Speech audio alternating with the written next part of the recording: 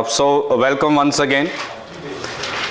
So in today's session, we are going to discuss some previous year questions asked by OPSC, the exam that was conducted last year. So as we all know that OPSC prelims is scheduled for 15th of December. Basically, if you have to succeed in any of the exam, previous year questions provide a basis for your preparation. So without skipping previous year questions, so it's of no use to, basically previous year questions are very essential when it comes to your preparation. So today we have we will be discussing some important polity questions that have been asked by OPSC that was held last year, and we are not only going to just provide you the answers, but detailed explanation will be provided. So let's start the session. So this is a question that has been asked by OPSC last year. Statement, please read it out. Anyone? Which of the following statement is correct in respect of the Election Commission of India? Please come first. Okay, settle down. First, it is an autonomous legal body. So is it right or wrong? Yes, yes. First of all, let's be very clear on this. Election Commission of India is not an autonomous legal body. It's a constitutional body. It's a constitutional body because it's contained in the Constitution of India from Article 324, from 324 to 329. It simply talks about Election Commission of India.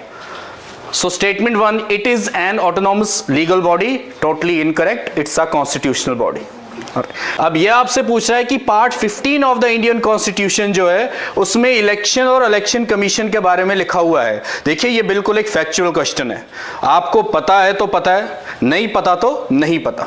इसमें आप कुछ application based use नहीं कर सकते. Now if I ask you part 3 of the Indian constitution, part 4 of the Indian constitution, part 3 में क्या आता है? Fundamental rights. पार्ट 4 में डीपीएसपी. तो पार्ट्स को शेड्यूल के साथ प्लीज कंफ्यूज मत कीजिए. Schedules are total 12. Part 4 48 articles in the constitution. Okay, so it says part 15 of the Indian Constitution deals with the election and election commission. That is totally correct. Now from there, just do one thing. Find out the statement where you are finding the statement number 1. Option B. Option B has to be incorrect. Option B has to be incorrect. Find out option 2.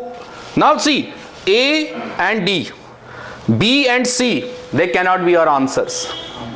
Why? Because 2 has to be there. Because statement 2 is correct. Statement 2 is correct. So find out 1, option B and option C. Eliminate. So you have to find out between A and D. Okay. The Election Commission was established on January 25, 1950. Let's wait. Article 328 provides for bar on the interference of courts in electoral matters. It simply means कि जो भी elections होती हैं, elections में जो courts हैं उनका interference जो है, that is, courts are generally not allowed to interfere in the elections generally. But that is true. But that's not Article 328. That is Article 329. That's Article 329. 328 ये बताता है कि states भी अपनी स्टेट में state election commission, states can also conduct election within their domain. So Article 329 बताता है आपको कि there is bar on the interference of court, not 328. अब थोड़ा लॉजिकली सोचो, 1 भी गलत है और 4 भी गलत है. देखो तो हमारे पास ऑप्शन क्या बचा? Second and third. So the right answer is option A. Election Commission. D. It's again second and 3. Okay. So my typing error. Okay. So option second and option third, they are correct. First and 4 are incorrect. So remember this thing, Election Commission is a constitutional body and generally courts are not allowed to interfere in the elections. Okay, and election commission was established on January 25, 1950. Totally correct. ठीक. Apart from this election commission, can you please just name 3 constitutional bodies? Comptroller Auditor General CAG. Apart from that, UPSC and Finance Commission. Finance Commission. Very good. So in case if you want to give it a read, you can read. A brief explanation has been provided, and accordingly we will share the document with you for your better learning. But still, if you want to give it a read, you can read it. Shall I proceed? Yes, sir. Now, which of the following statements are correct in respect of Attorney General of India? Attorney General of India, and there is one Advocate General. Advocate General is at state level, Attorney General is at central level. Simple language में अगर इसको समझने की बात करें, attorney general वो इंसान होता है जो गवर्नमेंट ऑफ इंडिया के बिहाफ पे जाके गवर्नमेंट के केसेस फाइट करता है. जो फॉर एग्जांपल किसी इंडिविजुअल ने गवर्नमेंट ऑफ इंडिया के अगेंस्ट केस फाइल किया, अब वो केस फाइट करने कोर्ट में कौन जाएगा? Attorney general. So simply it's a lawyer of government. किसका वकील होता है ये? गवर्नमेंट का. एक पॉइंट याद रखना, attorney general is a part of Indian judiciary. अब मुझे एक बात बताइए, जुडिशरी कैसे? There are 3 organs, executive, legislature and judiciary. तो ये किसे रिप्रेजेंट कर रहा है? गवर्नमेंट ऑफ इंडिया को. So he is a part of, he or she will be part of union executive. Advocate attorney general is a part of union executive, not judiciary, not legislature. क्योंकि legislature का क्यों नहीं है? क्योंकि ये law making में नहीं है. So he will not participate in the law making process. He is just performing the executive functions. Second is, Attorney General of India is appointed by President on the advice of Chief Justice of India. Now many of you might think, क्योंकि हो सकता है कि president जो है उसे एक देखो अपॉइंट अटॉर्नी जनरल को प्रेसिडेंट ही करता है, but not on the advice of chief justice, on the advice of union government. Reason क्या है? अटॉर्नी जनरल किसे रिप्रेजेंट करेगा? गवर्नमेंट ऑफ इंडिया को. जब जुडिशरी, आर्टिकल 15 क्या कहता है? Separation of executive from judiciary. Judiciary and executive will not interfere in each others matter. तो ये इंटरफेरेंस हो जाएगा ना एक तरह का, क्योंकि इसने कल सुप्रीम कोर्ट में ही जाके गवर्नमेंट को डिफेंड करना है. तो क्या कभी गवर्नमेंट ऐसा एक अटॉर्नी जनरल एक्सेप्ट करेगी जिसे अपॉइंट चीफ जस्टिस ने किया हो? That will B conflict of interest. That will B conflict of interest. So statement 2, up to this by president, it's correct, but not on the advice of chief justice. On the advice of union government. Good. The term of the AGI, Attorney General of India, is not fixed by the Constitution. अब देखो समझदार बच्चों की तरह, जब पहला भी गलत है दूसरा भी गलत है, तो कौन कौन सा गलत हुआ? ABC. अगर आपको देखो एग्जाम में आपको 4 स्टेटमेंट्स आए ये जरूरी नहीं है, आपको 2 भी आ रहे हैं आपका आंसर आ जाएगा. That's called elimination technique. Elimination in the sense, आपको 4 स्टेटमेंट्स एग्जाम में, अगर आपको 6 स्टेटमेंट्स भी आ जाएं, आपको ये पता है अगर गलत कौन सा है, तो you can find out the right answer. अब यहां पे हिंट्स दी जाती हैं एग्जाम में. अब यहां पे अगर आप देखोगे 1, 2, अब आपको पता है दोनों गलत हैं, तो फाइंड आउट 1 कहां पे है? 1, 2 कहां पे है? B में और C में. तो A, B, C, that will not be the answer. The answer has to be option D.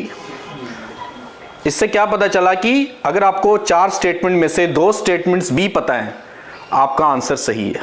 You don't need to know all the 4 statements. So be little smart.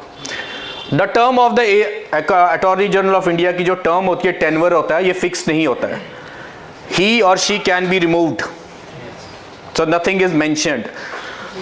और ये आपके both houses of parliament, Lok Sabha and Rajya Sabha में भी participate कर सकता है. किसमें? Proceedings में. They can he or she can participate. So the right answer is option D.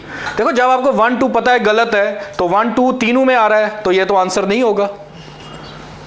अगर एक्सप्लेनेशन के लिए this is just a lucid explanation, you can read it अगर आप पढ़ना चाहो। देखो अब ये पॉइंट याद रखना कि it is customary for the AG attorney general to resign whenever a new government is formed. So इसका मतलब है जब भी नई गवर्नमेंट आएगी वो नया अटॉर्नी जनरल अपॉइंट करेंगी, ठीक है। तो ये अगर आपसे कल वो पूछ ले कि attorney general will continue to stay in office if new government is formed, that will be incorrect. So if new government is formed, the old attorney general has to resign. He has to leave. Okay. So और ये advice भी करता है government को। देखो अब जब government का लॉयर है, गवर्नमेंट को रिप्रेजेंट कर रहा है, कोर्ट्स में भी, supreme court, high court, states में भी जाके गवर्नमेंट को डिफेंड करना है तो एडवाइस भी करेगा ना। And it is a constitutional post, most important, it's a constitutional post.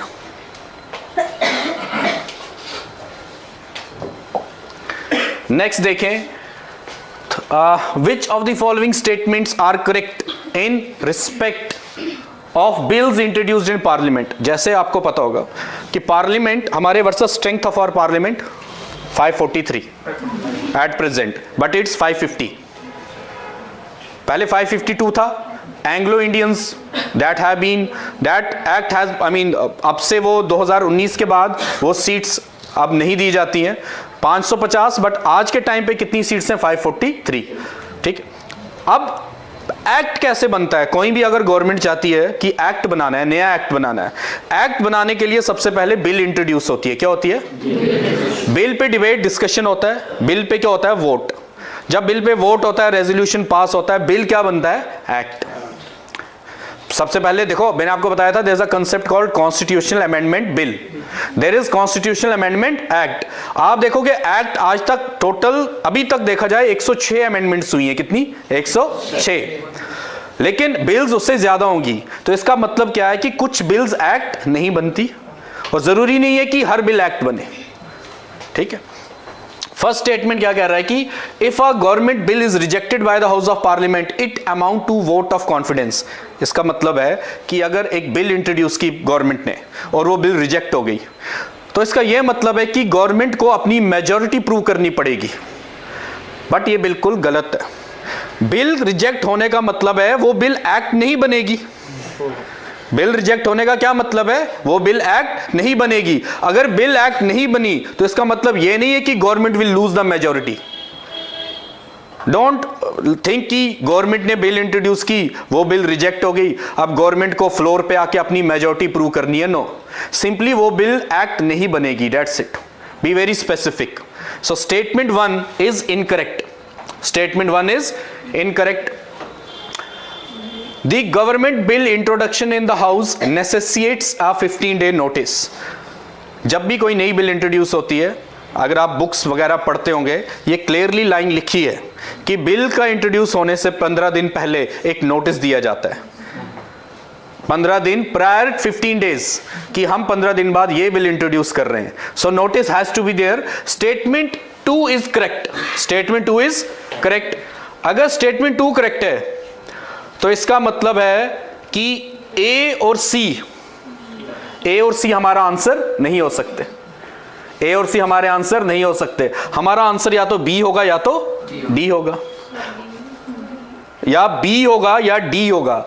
ए और सी नहीं होगा, क्योंकि अगर आंसर सही होगा तो 2 का आना जरूरी है। 2 आ रहा है किसमें? बी और डी में, ए और सी में नहीं आ रहा। नेक्स्ट देखते हैं, the taxation laws amendment bill 2021 comes under the category of money bill. There is money bill, there is finance bill. There is money bill, there is finance bill. But जब भी taxation से related बात आएगी, that comes under finance bill. किस में आता है? Finance bill में। मनी बिल में नहीं आता ये, ठीक है। It's not a part of money bill, it's a part of finance bill. अब आपको इतना पता चल गया कि थर्ड भी गलत है और फर्स्ट भी गलत है, तो answer has to be option D. Answer has to be option D. So be little smart. दो स्टेटमेंट्स आते हैं, दो नहीं आते, still you can answer the question. So it's not necessary to know each and every statement. और ऐसे ही elimination होती है. ये नहीं सोच के जाना कि आप पेपर में जाओगे, आपके पास पेपर आएगा और आपको सब कुछ आता होगा, 200 नंबर लेके आओगे. ऐसा नहीं पॉसिबल. फिर 3-4 जन्म लेने पड़ेंगे. इस जन्म में तो पॉसिबल नहीं है एटलीस्ट 200 में से 200 लेना. तो अगर उस माइंडसेट से पेपर करना है तो फिर रहने दो. Let's be very clear. Cut off hardly कितना ही जाएगा. यूपीएससी का कट ऑफ लास्ट ईयर 200 में से कितना था? 78-75. मतलब जिसे 40-45 क्वेश्चन आते हैं वो प्रीलिम्स क्वालिफाई करेगा. सो डोंट बी कि सब कुछ आना चाहिए. वो नर्स जैसे आप स्कूल में होते थे, मम्मा मेरे 4 क्वेश्चन छूट गए, मेरे 2 क्वेश्चन गलत हो गए, रोने लग जाना. वो यहां नहीं होगा. Now the question number 4th, it simply says Article 21 of the Indian Constitution provides right to education for free and compulsory education to all. Totally incorrect. It's not all. It's 6 to 14. बस हो गया आपका फिर काम. All यहीं पे आप फंस गए ना. ऑल नहीं है, लिखा हुआ है 6 से 14 साल तक, तो उसने लिख दिया ऑल. ऑल में तो फिर बूढ़े बच्चे भी आते हैं, बुजुर्ग भी आते हैं, उन्हें भी ले आओ. अंडरस्टूड. सो अब ये कभी कभी ये ऑल का मतलब, अब देखो अगर 1 गलत है, देखो समझदार हो, इफ यू आर, आपको पता है स्टेटमेंट 1 ही गलत है तो बाकी स्टेटमेंट को देखने की जरूरत नहीं है. बट चलो मैं उस पर डिस्कस नहीं करूंगा. Option D. बट जो आपका ओरिजिनल पेपर है उसमें 2004 लिखा था, तो मैं उसी पे, इसलिए मैं आपसे पूछ रहा था कि ये स्टेटमेंट, क्या ये क्वेश्चन बाद में स्क्रैप हुआ था या नहीं हुआ था, आई डोंट नो. बट उसमें 2004 लिखा था, but that is incorrect. 86th constitutional amendment act 2002 में आया था. ठीक है. और RTI statement 2 is correct. RTE act was passed by Indian parliament on August 4, 2009. देखो पास होना अलग बात है, लेकिन कब वो फोर्स में आया, दोनों में डिफरेंस है. जिस दिन बिल पास हुई उसी दिन वो फोर्स में नहीं आ जाता बाय डिफॉल्ट. ऐसा नहीं होता. Generally there is a time gap. ठीक है. अब यहां पे कह रहा है कि right to education came into force on November 14th. अब आप बोलोगे बच्चा चिल्ड्रंस डे है, 14 नवंबर इज चिल्ड्रंस डे ना, तो शायद इस दिन बिल इंट्रोड्यूस हुई होगी, एक्ट बना होगा. बट ऐसा भी नहीं है. यह बना था 1 अप्रैल 2010. 1 अप्रैल 2010 को बना था. So statement 3 is incorrect, 2 is correct and 4 is correct.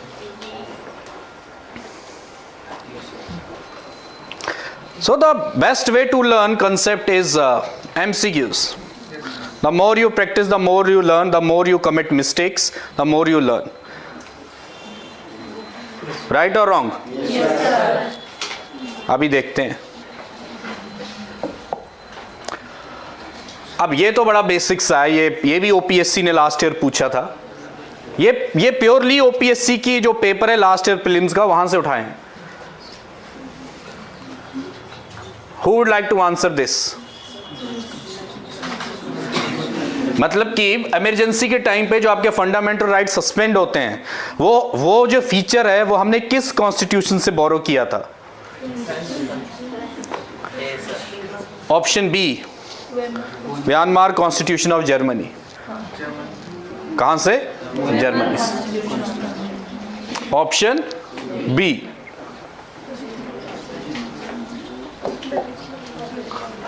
अब देखो ये बहुत इंपॉर्टेंट है. Which of the following statements are correct in respect of types of majority.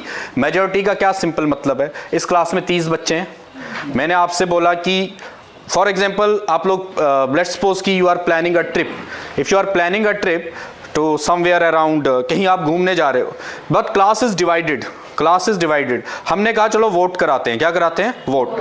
Class में जो हमारी स्ट्रेंथ थी बच्चों की वो थी 30. कितनी थी? 30. सो टोटल क्लास में कितने बच्चे अवेलेबल हैं? 30. 30 का हाफ कितना होता है 15, 15 प्लस 1 कितना होता है 16। ये हो गया सिंपल मेजॉरिटी। क्या हो गया सिंपल मेजॉरिटी। ठीक है, फिर मैंने कहा 30 तो है, लेकिन 2/3 अगर एग्री करेंगे, कितना 2/3, 30 इंटू 2/3 कितना हुआ 20, उसे कहते हैं स्पेशल मेजॉरिटी। क्या कहते हैं स्पेशल मेजॉरिटी। तो मेजॉरिटी के टाइप्स हैं, अब डिस्कस देखते हैं यहां पे क्या है। Absolute majority simply more than 50% of the house strength, more than 50% of the house strength, that is totally correct, that is totally correct. Simple majority, the majority of more than 50% of those present and voting, those present, suppose करो इस class की strength है 60, लेकिन आज present कितने 30, present and voting, वो simple majority. Strength का मतलब हुआ 60, तो टोटल स्ट्रेंथ इज डिफरेंट।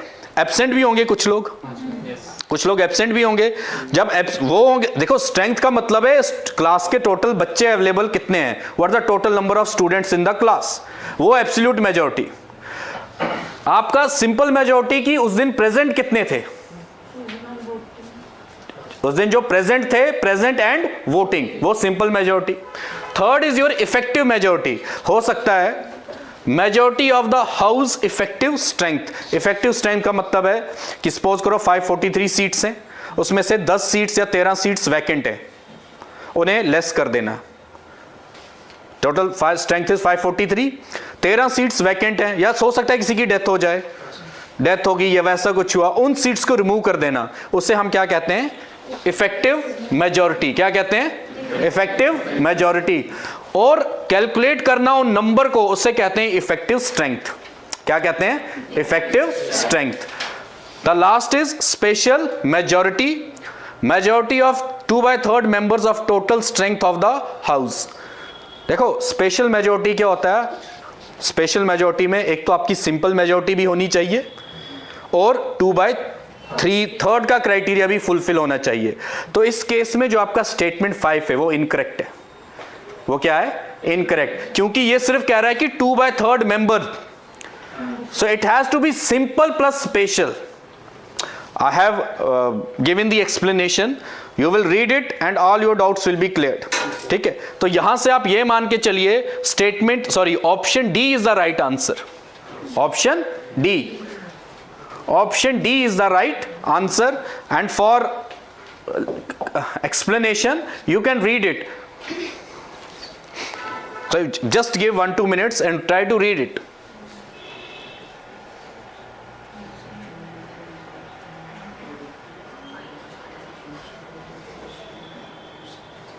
देखो एब्सोल्यूट मेजॉरिटी में हम वैकेंट वगैरह का ध्यान नहीं देते,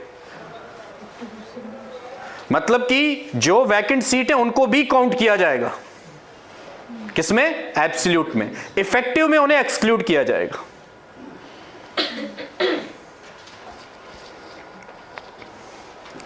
और ये प्लीज आप ये भी देख लेना कि कौन सी मेजॉरिटी किस में यूज होती है, which type of majority is use for which amendment. ये नहीं है कि अगर आपने प्रेसिडेंट को रिमूव करना है, that's not a simple majority.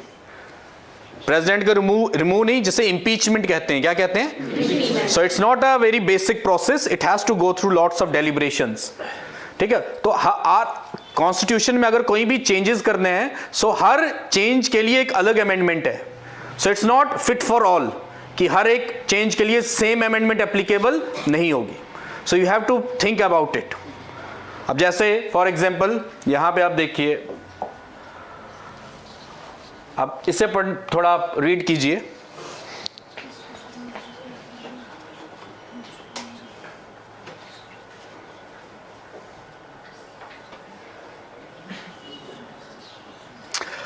और ये सबसे टाइप 4 जो आपकी स्पेशल मेजॉरिटी है, वो भी फर्दर 4 टाइप्स की है। कितने टाइप्स की? 4 टाइप्स की। अब जैसे जीएसटी है, जब जीएसटी आपका इंट्रोड्यूस हुआ था, वो भी एक तरह की स्पेशल मेजॉरिटी है। Amendment under article 368 plus ratification by half of the states. देखो जो भी अमेंडमेंट फेडरल स्ट्रक्चर को इफेक्ट करेगी, किसे? फेडरल स्ट्रक्चर को, it is counted as amendment under article 368 plus अब जब फेडरल स्ट्रक्चर इफेक्ट हो रहा है तो स्टेट्स की भी कंसेंट चाहिए।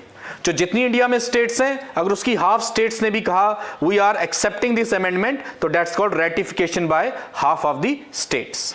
क्योंकि जीएसटी में क्या था, जो स्टेट्स पहले इंपोज करती थी टैक्सेस, जीएसटी में स्टेट्स ने अपना टैक्स इंपोज करने का पावर सरेंडर किया किसे, सेंट्रल गवर्नमेंट को। सो it has effect on the federal structure. तो वो केस में आपका आता है कौन सा, type 3, that comes under type 3।